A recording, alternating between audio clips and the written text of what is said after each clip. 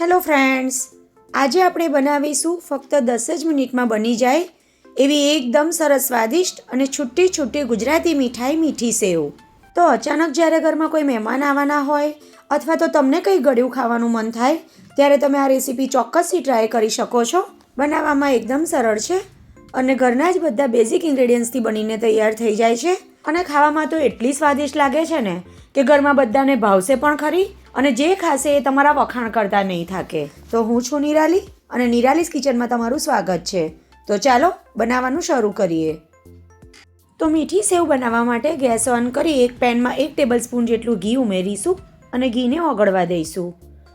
ઘી ઓગળી જાય એટલે આપણે એમાં કેટલાક ડ્રાયફ્રૂટ્સ ઉમેરવાના છે. તો મેં અત્યારે 4 થી 5 કાજુ અને 7 થી 8 જેટલી બદામને આ રીતે 2 ટુકડામાં કટ કરી લીધા છે. ગેસની લો ફ્લેમ પર કાજુ અને બદામ એકદમ સરસ ક્રિસ્પી થઈ જાય અને ગોલ્ડન કલર આવી જાય ત્યાં સુધી સાંતળી લઈશું. અહીં કાજુ બદામનો તમારે બિલકુલ જ કલર ચેન્જ નથી કરવાનો. હલકો એવો ગોલ્ડન કલર આવી જાય ત્યાં સુધી સાંતળી લેવાના છે. કાજુ બદામ સંતળાઈ ગયા પછી આ સ્ટેજ પર આપણે એમાં 20 થી 25 જેટલી સૂકી દ્રાક્ષ ઉમેરવાની છે. દ્રાક્ષ આપણે છેલ્લા એટલા માટે ઉમેરવાની કારણ કે દ્રાક્ષને સંતળાતા બહુ વાર નથી લાગતી. જેવી જ તમે એને ઘીમાં ઉમેરશો ને એટલે તરત જ આ રીતે સંતળાઈને ફૂલવા લાગશે. તમે જોઈ શકો છો બધી જ વસ્તુ આપણી એકદમ સરસ સંતળાઈ ગઈ છે. તો એક પ્લેટમાં ટ્રાન્સફર કરી લઈશું. ત્યાં સુધી ગેસને બંધ કરી દઈશું જેથી બળી ના જાય.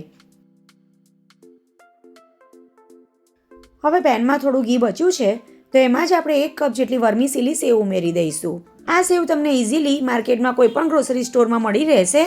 વર્મીસિલી સેવ તમને રોસ્ટ કરેલી અને રોસ્ટ કર્યા વગરની એમ બંને પ્રકારની મળશે, પણ અત્યારે મેં રોસ્ટ કર્યા વગરની લીધી છે. ગેસની લો ફ્લેમ પર ઘીમાં સારી રીતે શેકી લેવાની છે. અત્યારે તમને જે એનો કલર વ્હાઈટ દેખાઈ રહ્યો છે તે એકદમ સરસ ગોલ્ડન આવી જાય ત્યાં સુધી લો ફ્લેમ પર શેકી લઈશું. બહુ વધારે ડાર્ક ના થઈ જાય એનું ધ્યાન રાખવાનું. તો ગેસની લો ફ્લેમ પર સેવને શેકાતા 2 થી 3 મિનિટ જેટલો સમય થયો અને તમે જોઈ શકો છો કે સેવનો કલર પહેલાં કરતાં ચેન્જ પણ થઈ ગયો અને સેવ આપણી શેકાઈને તૈયાર થઈ ગઈ છે.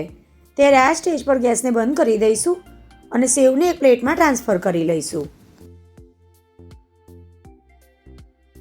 હવે ફરી ગેસ ઓન કરી એ જ પેનમાં આપણે જેટલી સેવ લીધી છે એનાથી 1.5 ગણું એટલે કે 1 કપ સેવ માટે આપણે 1.5 કપ પાણી ઉમેરવાનું છે અને પાણીને સારી રીતે ગરમ કરી લેવાનું છે. માપ માટે તમે ઘરમાં રહેલા કોઈ પણ કપ કે વાટકીનો ઉપયોગ કરી શકો છો, પણ જે કપથી તમે સેવનું માપ લો એ જ કપથી તમારે પાણીનું પણ માપ લેવાનું છે. હવે પાણી એકદમ સરસ ઉકળી જાય એટલે સેવના એકદમ સરસ સ્વાદ અને સુગંધ માટે 1 ટીસ્પૂન જેટલો ઇલાયચી પાવડર ઉમેરી લઈશું. સાથે જ આપણે જે ઘીમાં રોસ્ટ કરેલી સેવ રાખી છે એ બધી જ એમાં ઉમેરી દઈશું. મિક્સ કરી લઈશું બરાબર અને ગેસની ફ્લેમ હવે લો કરી દઈશું અને ઢાંકણ ઢાંકીને આપણે એને 7 થી 8 મિનિટ માટે કૂક કરી લઈશું. 7 થી 8 મિનિટ પછી આપણે સેવને ચેક કરી લઈએ અને તમે જોઈ શકો છો પહેલાં કરતાં સેવ ખાસી એવી ફૂલી ગઈ છે. એકવાર આ રીતે સ્પેચ્યુલાથી ઉપર નીચે કરી લઈએ. આપણે જે પાણી ઉમેર્યું હતું એ સેવે બધું જ એબ્ઝર્વ કરી લીધું છે અને જોતાં જ ખ્યાલ આવી જાય છે કે સેવ આપણી એકદમ સરસ કૂક પણ થઈ ગઈ છે. સેવ જ્યારે આ રીતે બધું જ પાણી સોક કરી લે ત્યારે એકદમ સરસ છૂટી અને ખીલેલી સેવ બનીને તૈયાર થાય છે. આંગળી અને અંગૂઠા વચ્ચે પ્રેસ કરતાં એ મેશ થઈ જાય છે. તો સેવ આપણી કૂક થઈ ગઈ છે. હવે આ સ્ટેજ પર આપણે એમાં ઉમેરવાની છે ખાંડ. તો મેં અત્યારે 1 કપ સેવ માટે અડધો કપ ખાંડ ઉમેરી છે અને ખાંડના આ મેઝરમેન્ટથી સેવ એકદમ સરસ પરફેક્ટ જ ગળી બને છે. તેમ છતાં તમે જો ઓછું ગળ્યું ખાતા હોય તો ઓછું ઉમેરવાની અને વધારે ખાતા હોય તો 1 થી 2 ટેબલસ્પૂન જેટલી વધારે પણ ઉમેરી શકો છો. ખાંડ ઉમેર્યા પછી ગેસની ફ્લેમ મીડિયમ કરી દઈશું અને ખાંડને સેવ સાથે એકદમ સરસ મિક્સ કરી લઈશું. મિક્સ થશે એટલે તમે જોઈ શકો છો કે ખાંડ મેલ્ટ થઈને આ રીતનું પાણી અલગ થયું છે. તો ખાંડનું પાણી બળી જાય અને સેવની કન્સિસ્ટન્સી પરફેક્ટ આવી જાય ત્યાં સુધી તમારે સેવને થવા દેવાની છે. તો લો ફ્લેમ પર 2 થી 3 મિનિટ જેવું મેં એને થવા દીધું. હવે આપણે સેવના એકદમ સરસ કલર માટે 1 પિંચ જેટલા ઓરેન્જ ફૂડ કલરને 1 ટેબલસ્પૂન જેટલા પાણીમાં મિક્સ કરી અને સેવમાં ઉમેરી દઈશું અને બરાબર મિક્સ કરી દઈશું. આનાથી સેવનો કલર એકદમ સરસ આવે છે. તમારી પાસે હોય તો ઉમેરજો, ના હોય તો કોઈ વાંધો નહીં, પ્લેન પણ ખાઈ શકાય. જ્યારે આપણે ફૂડ કલર ઉમેર્યો ત્યારે ખાંડનું પૂરેપૂરું પાણી નહોતું બળ્યું. સેવની કન્સિસ્ટન્સી ફૂડ કલર ઉમેરીને મિક્સ કર્યા પછી ખાસી એવી થીક થઈ છે અને પહેલાં કરતાં પાણી ઓછું થઈ ગયું છે. મીન્સ કે સેવ આપણી બનીને તૈયાર થઈ ગઈ છે.